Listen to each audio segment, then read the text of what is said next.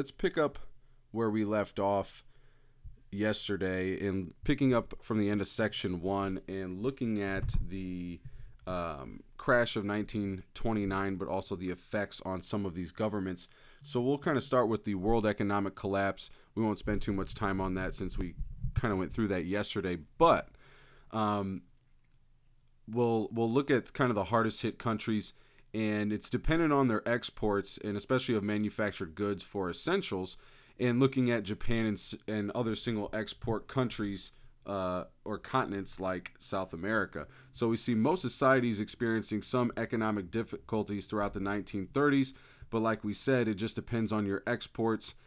Nations that will rely on exports of manufactured goods to pay for imported fuel and food, Germany and Japan will be in this particular, and then obviously single export countries that only have that one primary product that they will be using, whether it is agricultural goods, coffee, sugar, and cotton, or any raw resource materials. But either way, it's not a great way for your exporting not to be to be undiversified. So the more you can diversify, obviously the more versatile you'll be, especially when we look at these crashes and ebbs and flows in the economies of countries. But obviously this is a little bit of an kind of isolated event just because of how vast it was, but also how detrimental it was to other people's economies. Now let's move over to despair and government action. First, we got to understand that even though the numbers talk about how many people were unemployed and the issues of employment, one of the things that sometimes is not really talked about is just the personal suffering by those who were living during this time, the loss of jobs and savings and homes, but also the dignity and hope for a better future. Millions of people are going to be struggling for food, clothing, and shelter is going to grow desperate. This is where we're going to get Hoovervilles or shanty towns that will appear overnight in urban areas, and bread lines will stretch for blocks. We see marriage, childbearing, and divorce rates will decline while suicide rates will rise. The acute physical and social problems of those at the bottom of the economic ladder will magnify social divisions and class hatreds. We'll see workers and farmers especially come to despise the wealthy, who despite their reduced incomes were shielded from the worst impact of economic downturn and continue to enjoy a comfortable lifestyle, as is most economic downturns that we see. Obviously the rich have a leg up with the money and the assets and everything else that they're able to save. Adolescents completing their schooling will face an almost non-existent job market. This is kind of what I had coming out of college in 2010 and 2011, and the job market kind of trying to rebound from 2007, 2008, and people were still working because of all the money that was lost in that. Now, we see in the notes the U.S. planned scarcity.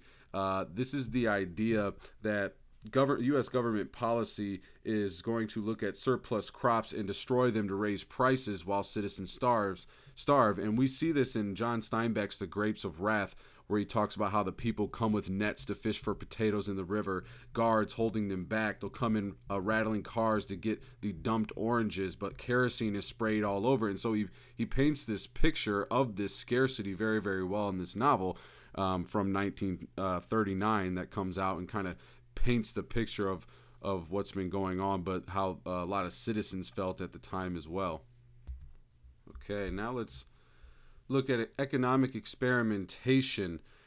Basically, through most of the United States government, as far as economic ups and downs, capitalism has always been an economic system that, especially back then, of letting it self-correct, letting it kind of run its course, and it will correct itself, and government involvement, as long as it's not too intrusive, shouldn't be an issue. And we'll start to see that thought change a little bit, and especially with the Great Depression, and definitely around World War II, and definitely after World War II, we will see governments that will start to get more and more involved in economic downturns like this. So we see the failure of laissez-faire, planned scarcity approaches. So we'll get John Maynard Keynes, who will be an economist, and he will publish the General Theory of Employment, Interest, and Money in 1936.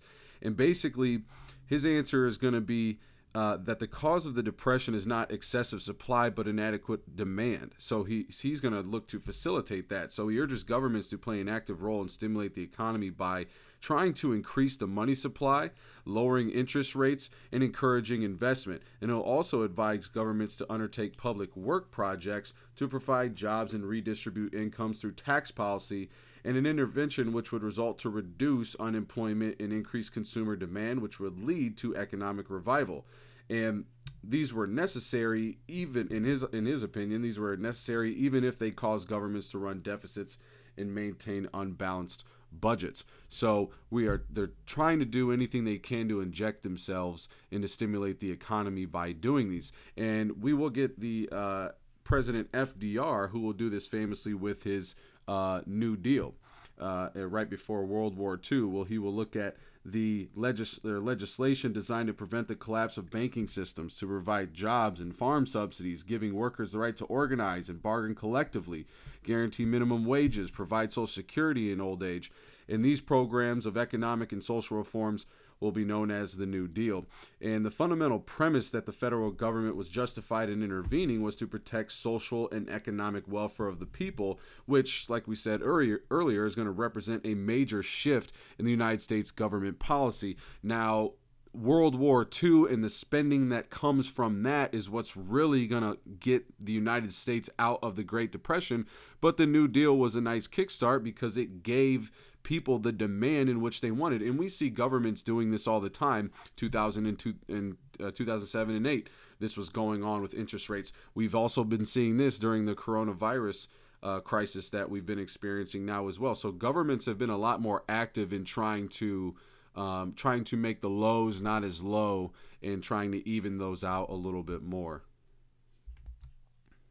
All right, the next section that we will get to is going to be challenges to the liberal order, and basically focusing on communism, and especially obviously in Russia. So like we talked about previously, the Bolshevik Revolution that we will see in October and in November of 1917, when the Soviets will take over.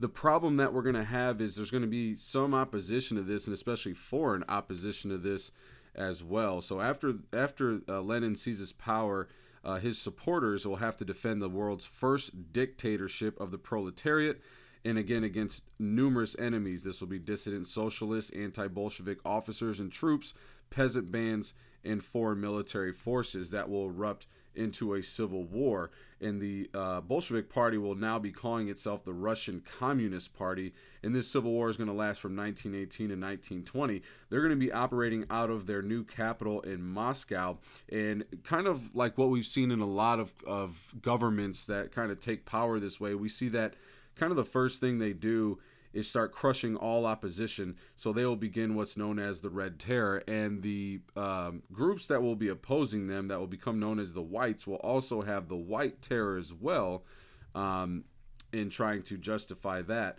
So what we'll see is that the Red Terror is going to look at suspected anti-communists. That will be the Whites that will be arrested, tried, and executed. The secret police will kill some 200,000 opponents of the regime. We see the old order get executed. In July of 1918, the Bolsheviks will execute Tsar Nicholas II, Empress Alexandra, and their 5 children, and the remaining servants, because they feared that the Romanov family would fall into the hands of the Whites and strengthen these counter-revolutionary forces. But like we said, the White Terror was sometimes just as brutal as the Red Terror. Now, the peasantry, even though hostile to communists, will largely support the Bolsheviks, because if you're the peasantry, the fear is that a victory by the Whites, you might just go back to the same starting point you just had with the monarchy. But we will see some foreign military intervention that will support the White resistance to the communist takeover. With them leaving the Great War, we're going to see an anti-communist sentiment inflame in the former allies of Russia, Britain, France, Japan, and the United States, who are going to send troops and supplies to aid the White forces, even though their numbers were negligible and the foreigners' presence had no effect sometimes of bonding these hostile groups. what will eventually happen is the Red Army will eventually win out in 1920. Now, as far as estimates of death, the number of lives lost in the Civil War are around 10 million, with many more dying from disease and starvation than from the actual fighting. In the political system that will emerge from the Civil War is going to bring an imprint of political oppression, which is going to play a significant role in the later development of the Soviet state. Now, moving on to war communism, we see rapid collectivization, and this unplanned course of nationalization will be the policy that becomes known as war communism. After officially annulling private property, the Bolshevik government assumes control of ownership of banks, industry, and other privately held commercial properties. Landed estates and the holdings of monasteries and churches became national property, even though the Bolsheviks explicitly exempted the holdings of poor peasants from confiscation. The abolition of private trade was unpopular, and when the party seized crops from peasants to feed people in the cities, the peasants drastically reduced their production. And we see by 1920, industrial production had fallen to about 1/10 of its pre-war level, and agricultural output to about 1/2 of its pre-war level. And this is why we see it becoming massively unpopular. And Lenin will actually backtrack in 1921, because what's happening is he's facing daunting prospects of trying to rebuild a society that had been in war since 1914. The workers whose name he took that had taken power are on strike, and other problems that he's going to have to face is depopulated cities, destroyed factories, an army demobilizing soldiers faster than the workforce can absorb them. And Lenin and the party try to take strict control of the country by crushing worker strikes, peasant rebellions, and sailors' revolts, which is kind of contradictory to how he started this thing. But he's going to have to recognize that he needs to make some kind of peace with those whose skills that he would need to rekindle the industrial production.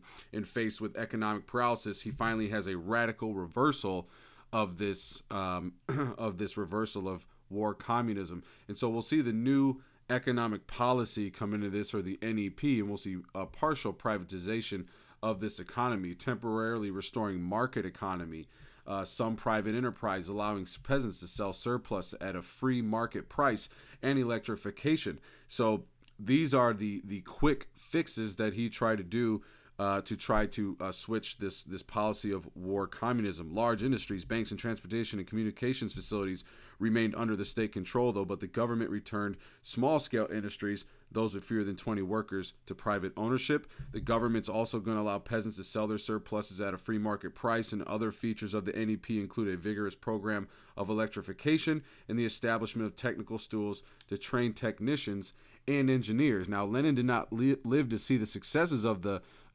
NEP. After suffering 3 paralytic strokes, he died in 1924, and his death was followed by a bitter struggle for power among the Bolshevik leaders. Now, enter Joseph Stalin, who's going to serve in the unglamorous role of a general secretary and promote the idea of socialism in one country. He's going to be a Georgian by birth, an Orthodox seminarian by training, and a Russian nationalist by conviction. Stalin is going to indicate his unified resolve to gain power in his adopted surname, which is going to mean the Man of Steel. Speaking Russian with a heavy accent, he was an intellectual misfit among the Bolshevik elite. However, by 1928, he'll live up to his name and completely triumph over his rivals in the party, clearing the way for an unchallenged dictatorship in the Soviet Union. Now, let's look at what Stalin was trying to accomplish with his 5-year plan. And he's going to replace Lenin's NEP with this more ambitious plan for rapid economic development. And the basic aims of this and other 5-year plans are going to be first implemented in 1929, where it's to transform the Soviet Union from an agricultural country to a leading industrial power.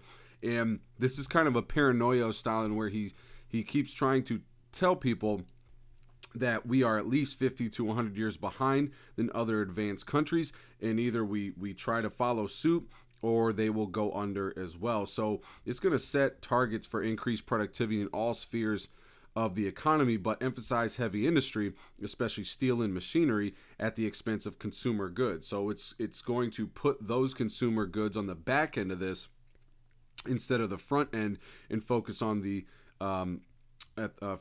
heavy industry. So the Central State Planning Agency which will be the Gauss plan, is Stalin and the party attempting to coordinate resources in the labor force on an unprecedented scale as the rest of the world is teetering on the edge of economic collapse. This blueprint is going to be for maximum centralization of the entire national economy and offer a bold alternative to market capitalism. The biggest proponent of this and an integral driver to this is going to be the collectivization of agriculture. The Soviet state is going to expropriate privately owned land to create collective or cooperative farm units, and their profits are going to be shared by all farmers. Now, the logic of communist ideology will demand the abolition of private property and market choices, but more practical considerations also played a role. Stalin and his regime are going to view collectivization as a means of increasing the efficiency of agricultural production, but also to ensure the industrial workers would be fed. Now, collectivization is going to be enforced most ruthlessly against kulaks, which would be relatively wealthy peasants that rose during the NEP, but accounted for only 3 to 5% of the peasantry. Now, in some places, we see outraged peasants that react to the government's program. They're going to slaughter their livestock, burn their crops. Millions of farmers are going to leave the land. They're going to migrate to cities and try to look for work. And this is going to further have the taxing be limited in supplies of housing, food, and utilities. Now, unable to meet the production quotas, peasants are going to often starve to death on the land they once owned. Stalin finally is going to put a halt to this collectivization in 1931, but he will proclaim that it is a success and policymakers are, quote, dizzy with success.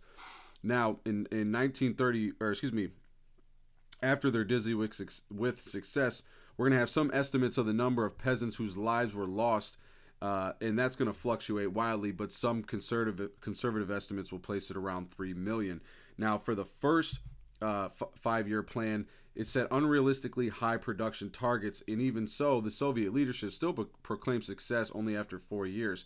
And the industrialization under Stalin, even though the emphasis was on building heavy industry like we alluded to earlier, over consumer industries, that meant that citizens postponed the stuff like refrigerators, radios, automobiles that will become available, but the government constructed steelworks and hydroelectric plants, and the scarcity of non-existent consumer goods was to some degree a balance by full employment, low-cost utilities, and sometimes cheap housing and food. So set against what's going on in the United States with stock market collapse and depression-ridden capitalist world, the ability of a centrally planned economy to create more jobs and workers could make it appear that this could be an alternative, an attractive alternative. Now let's look at this picture of men and women driving tractors out of one of the Soviet Union's machine tractor stations to work fields where mechanization had been a rare sight. And this is just going to be an offshoot of industrialization, as they did focus on more heavy machinery, and especially with trying to make this more efficient as far as agriculture goes. Now let's look at the last section in section 2, which will be the Great Purge.